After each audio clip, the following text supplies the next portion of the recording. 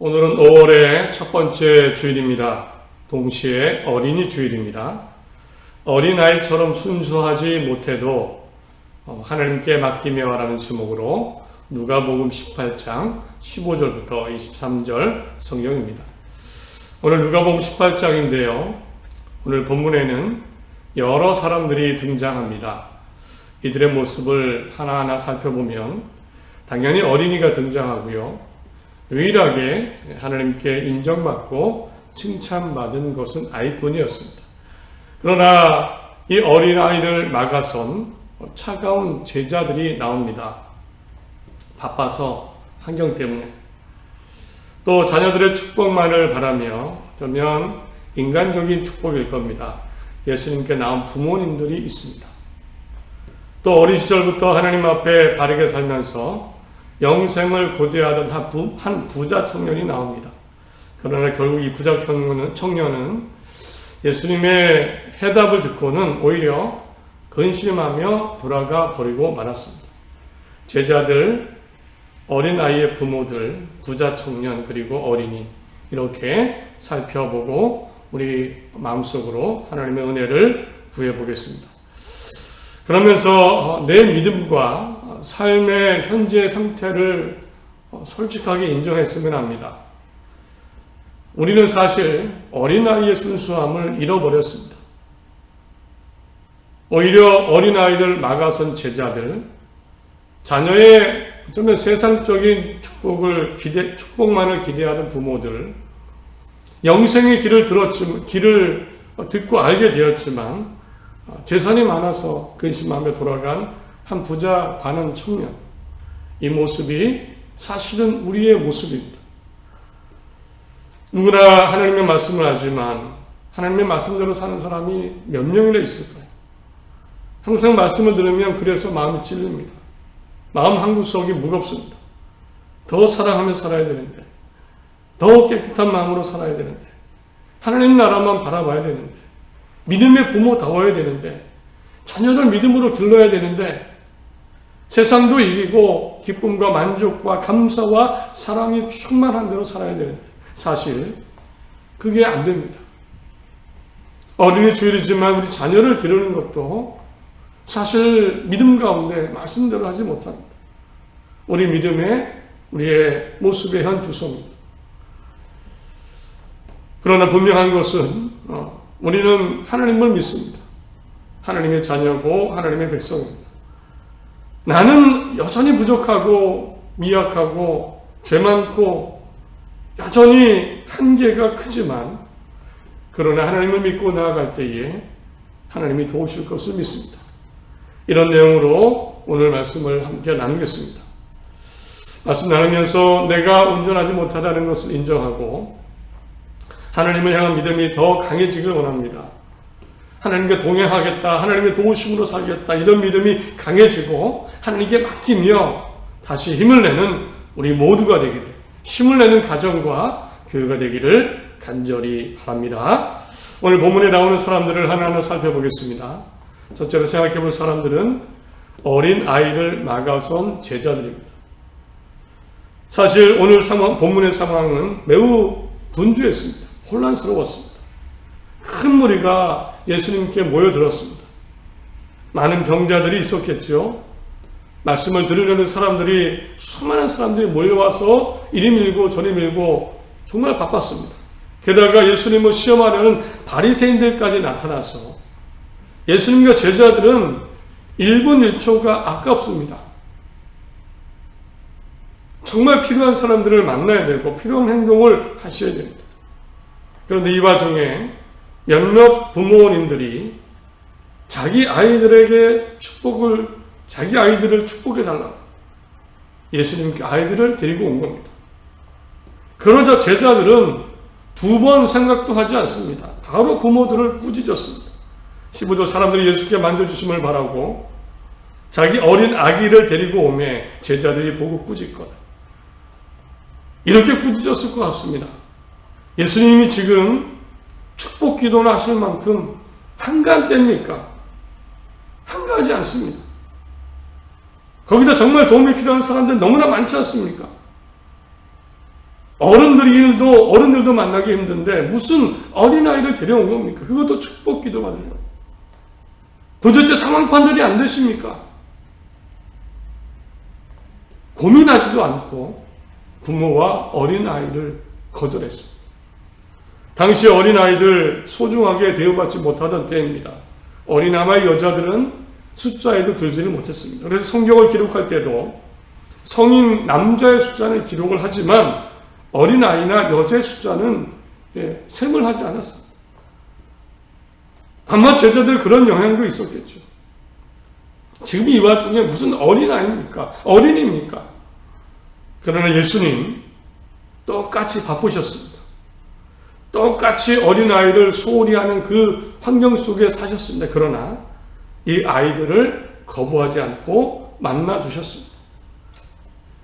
16절 예수께서 그 어린아이들을 불러 가까이 하시고 이르시되 어린아이들이 내게 오는 것을 용납하고 금하지 말라. 하나님의 나라가 이런 자의 것입니다. 마태복음에는 축복 기도까지 해주셨다고 나옵니다. 왜 예수님이 아이들을 맞아주셨을까요? 예, 그 이유를 분명하게 말씀하십니다. 어린아이들이 내게 오는 것을 용납하고 금하지 말라. 하나님의 나라는 이런 자의 것이다.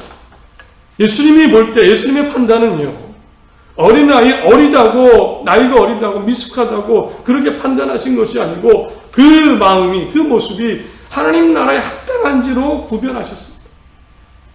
나이가 어려도, 지금 아무리 바빠도, 환경이 허락하지 않아도, 분주해도 이 어린아이들 온전히 하나님 나라의 한 사람으로 예수님을 바라보고 그렇게 대우해 주신 겁니다.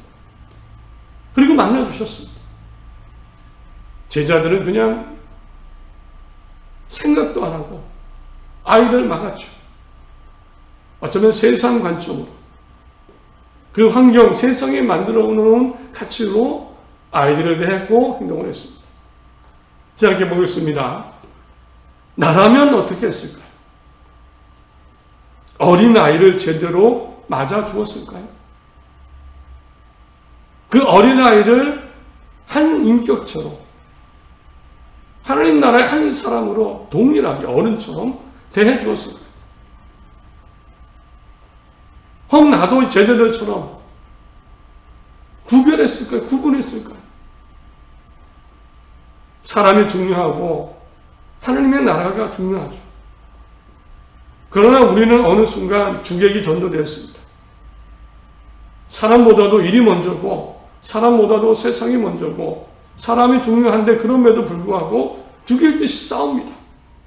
그죠? 분쟁합니다. 따집니다. 다툽니다. 전쟁합니다. 이게 우리의 모습은 아닙니까? 우리의 현주소입니다.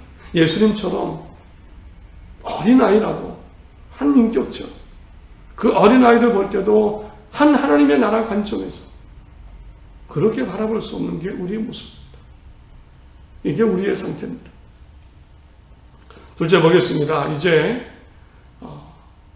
어린아이들 막아선 제자들, 우리도 크게 다르지 않습니다. 두 번째 볼 것은 이 자신의 자녀들의 축복을 기대하고 예수님께 데리고 나온 부모들의 모습입니다. 15절 사람들이 예수께 만져주심을 바라고 자기 어린 아기를 데려오매. 현대인의 성경은 사람들이 손을 얹어 축복해달라고 어린 아이들을 예수께 데려오죠. 이제 솔직히 이제 부모님들에 대해서 우리는 긍정적으로만 볼 때가 많죠. 참 믿음 좋다. 그런데 한번 이렇게 생각해 보겠습니다. 이 부모들이 자녀들을 데리고 왔는데 축복을 기대하며 데리고 왔습니다. 어떤 축복일까요? 하나님 나라를 위해 희생하고 예수님의 제자가 되고 예수님을 위해서 살고 메뚜기와 꿀을 먹으며 살지라도 가난할지라도 하나님의 나라를 전하고 그런 희생적이고 그런 삶을 살기를 바라며 데리고 왔습니다. 아니면 우리 자녀들 잘 됐으면 좋겠다. 성공했으면, 유명해졌으면, 예수님처럼 잘 됐으면, 뭔가 복을 받았습니다. 물론 잘못된 것은 아닙니다. 그러나 정말 예수님께 나올 때 순수한 마음이었을까?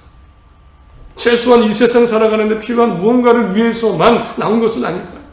잘 되고 좋아지고 나아지고 세상 삶을 위한 것. 그래서 그런지요, 예수님은요, 어린아이들을 맞아주셨지만 부모님은 칭찬을 하지 않으셨습니다. 어린아이를 맞아주신 것도 단순히 복받으라 이것이 아니고 하나님 나라에 합당한 한 영혼이었기에 받아주셨습니다. 이제 생각해 보겠습니다. 나는 어떨까요? 부모로서 나는 어떨까요?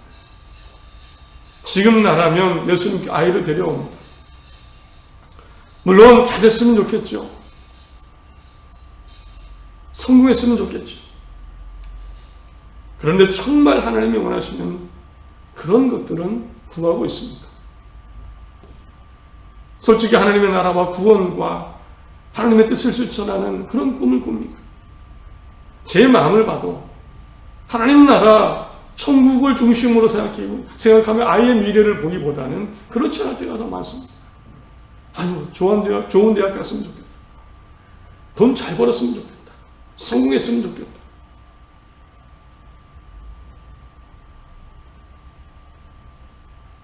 세상적인 것에도 치우칠 때가 사실은 많습니다. 이게 우리의 현재 상태입니다. 하나님의 나라와 구원과 이게 가장 좋은 것임을 알지만 우리 자녀에 대해서 그것이 뜨겁지 않습니다. 부모로서. 우리는 부모로서 우리 스스로도 우리 아이를 정말 믿음으로 양육하고 정말 하나님의 뜻 가운데 양육하고 그런 능력이 되지 않습니다. 이미 우리가 오염되었기 때문에 이 부모님들의 모습, 우리의 모습이 아이들을 막아선 제자들의 모습, 바로 우리들의 모습입니다. 세 번째로 볼 사람은 그토록 고대하던 영생의 길을 들었음에도 주저하고 근심하다가 결국 떠나버린 한 부자 관원 청년의 모습입니다. 18절부터는 어릴 때부터 누구보다 천국 하나님 나라를 믿었던 한 사람이 나옵니다. 오늘 본문에 한 부자 관원인데요. 마태복음을 보면은 청년이고 어릴 적부터 믿었습니다. 18절 어떤 관리가 물어 이르되 선한 선생님이여 내가 무엇을 하여야 영생을 얻으리이까. 부자 청년이었습니다. 이 부자 청년은 성인이 되어서 부유했습니다. 그리고 예수님 찾아와서 어떻게 하면 영생을 얻습니까? 물었습니다. 예수님이 20절에 방법을 알려주십니다. 내가 계명을 안 하니 간음하지 말라, 살인하지 말라, 도둑질하지 말라, 거짓 증언하지 말라, 내 부모를 공경하라 하였느니라. 이 청년은 기다렸다는 듯이 주저하지 않고 대답을 합니다. 21절 여짜오되 이것은 내가 어려서부터 다 지켰나이다. 내가 어렸을 때부터 누구보다 열심히 잘 지켰습니다. 자신만만했겠지요. 그런데 이 청년 그 다음 예수님의 한마디에 근심하며 결국 예수님을 떠나버립니다. 22절에 예수께서 이르시되 이 말을 들으시고 이르시되 내가 아직도 한 가지 부족한 것이 있으니 내게 있는 것을 다 팔아 가난한 자에게 나눠주. 그리하면 하늘에서 내게 보화가 있으리라. 그리고 와서 나를 따르라. 내게 있는 것을 다 팔아서 가난한 자들에게 나눠줘라. 여기에 무너졌습니다. 그리고 나를 따르라. 또 여기에 무너졌습니다. 이 부자 관원 청년 여기서 떠날 마음이 없습니다. 가진 것을 다 팔아라. 이것을 이길 수 없었습니다. 어릴 적 만약에 아마 이 부자 청년이 어린아이였을 때는 가능했을 수도 있을 겁니다. 잘 모를 때, 돈이 많지 않을 때, 순수할 때, 어린아이 때는 정말 이것저것 따지지 않고 예수님 따랐을 수도 있습니다. 가지고 있던 거 다 친구 주고. 그런데 나이가 들고 가진 것이 많아지고 세상 경험이 늘어나면서 그 순수한 어린아이의 마음은 사라졌습니다. 사실 이 부자 청년이 예수님께 어떻게 하면 영생에 할 수 있습니까? 영생을 얻으리까 물었는데 사실 이 영생이란 단어를 이 부자 청년이 쓴 것, 이렇게도 생각해 볼 수 있습니다. 사실은 하나님의 나라 천국에 대해서 물어봐야 되지 않을까요? 영생은요, 하나님 안 믿는 사람도 좋아하는 겁니다. 영원히 살고 싶은 것, 이 부자 청년은 이 상태에서 어쩌면 영원히 살고 싶지 않았을까요?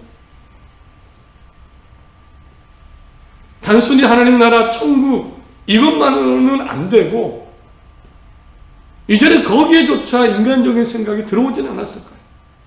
영생이라는 어떤 가치, 영생이라는 것이 이제 있어야만 예수님께 찾아옵니다. 영생은 안 믿는 사람도 다 좋아하는 겁니다. 영원히 살고 싶어 합니다. 정말 부자 청년이 순수했다면 영생보다는 하나님의 나라, 여기 다 떠나고 이거 다 사라져도 하나님의 나라, 천국에 대해서 묻지 않았을까요? 이 부자 청년 어린 시절에는 안 그랬을 겁니다. 나이 들고 경험이 늘어나고 가진 것이 많아지면서 하나님 나라 천국에 대한 생각보다는 이대로 영원히 사는 것, 그런 생각이 들어왔을 것 같습니다. 생각해 보겠습니다. 나는 이 부자 청년보다 나았습니까? 어린아이 같은 순수한 믿음이 있습니까? 어린아이 때는 정말 천국 하나님 나라 생각했죠. 영생 이런 나라 이거 없어도 됩니다. 하나님의 나라 천국 그것만으로 좋겠습니다. 나라면 내게 있는 것을 다 팔아 가난한 자들에게 나눠주라. 그리고 나를 따르라. 이렇게 할 수 있는 사람이 몇이서 있을까요? 과연 있을까요? 솔직히요, 못합니다. 불가능합니다. 우리도 경험이 있고 돈의 의미를 알고 어린아이 같은 순수한 마음, 믿음, 어린아이의 그 순수한 믿음 가운데 또 용기, 하나님을 향한 온전한 말씀을 따르는 모습, 사실은 우리는 부패했습니다. 오염되었습니다. 이제는 영생이 없으면, 영원히 사는 것, 이것이 없다면 하나님의 나라, 이것을 어쩌면 바라보지 못할 정도로 이렇게 오염되었고 약한 것이 우리의 믿음이기도 합니다. 우리는 다시 순수한 어린 시절로 돌아갈 수 없습니다. 우리 자녀를 키울 때도 순수한 마음으로 못하고, 세상을 살아갈 때도 순수한 사랑으로 못하고, 믿음으로 살 때도 순수한 믿음으로 하지 못합니다. 이게 우리의 모습입니다.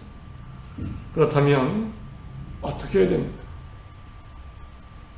자녀를 길러야 되고 나도 살아야 되고 우리 가정도 세워나가야 됩니다.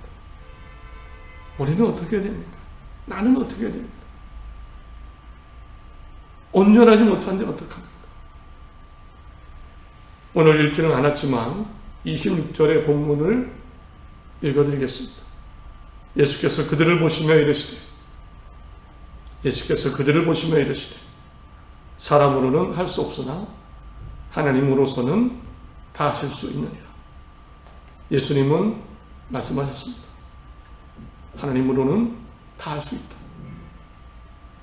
사람은 못한다. 사람은 오염되고 연약하고 용기 없고 순수하지 못한다. 사람은 어린아이 같지 않다. 자녀를 기르는 것도, 가정을 책임지는 것도, 나 스스로의 믿음과 삶을 살아가는 것도 사람으로는 온전하지 못하다. 그러나 하나님이 하실 것이다. 하나님이 다 하실 것이다. 하나님이 도우실 것이다. 결론적으로 예수님은 하나님을 의지하라고 알려줍니다. 사람으로는 못할 거다. 안 된다. 그러나 하나님을 의지하라. 어린아이 같은 순수함이 사라졌어도 하나님 의지해라. 하나님께 맡겨라. 하나님께 매달려라. 회개하고 기도해라. 말씀대로 살지 못하도 하나님을 향해서만큼은 온전해라. 매달려라. 하나님을 의지해라. 내 힘으로 살려고 하지 말고 하나님 믿고 의지하고 하나님 곁에 붙어 있어라. 하나님과 동행하려고 해라. 미숙하고 오염되고 욕심 많고 날마다 실수하고 죄를 지어도 하나님은 절대 떠나지 마라. 이 말씀으로 들립니다. 우리 자녀 하나님이 그러면 길러주실 거다. 내 삶 하나님이 도우실 거다. 우리 가정 내가 아니라 우리가 아니라 하나님이 지켜주시겠다. 말씀을 맺습니다. 내 힘으로 안 됩니다. 이게 우리의 모습이고 현주소입니다. 자녀에게도 우리 가족에도 내 삶도 나는 부패하고 죄 많습니다. 연약합니다. 세상적입니다. 말씀대로 하지 못합니다. 안 됩니다. 그러나 하나님께 맡기고 하나님 의지할 때 하나님이 도우실 겁니다.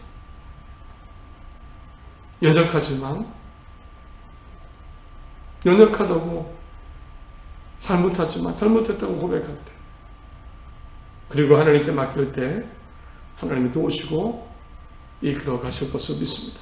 그러므로 하나님을 향해서는 최선을 다하십시오. 하나님을 향해서는 아이에게 최선을 가르쳐 주십시오. 너 하나님께는 온전해야 된다. 나도 부족하지만 하나님께는 온전한 믿음을 하려고 최선을 다하십시오. 하나님이 내 삶도 이끌어 주실 겁니다. 하나님께 맡기고 부족합니다. 연약하지만 약하지만 하나님 알아보시고 맡기시고 도우심을 믿으며 힘차게 살아가는 모든 삶과 가정 되시기를 바랍니다.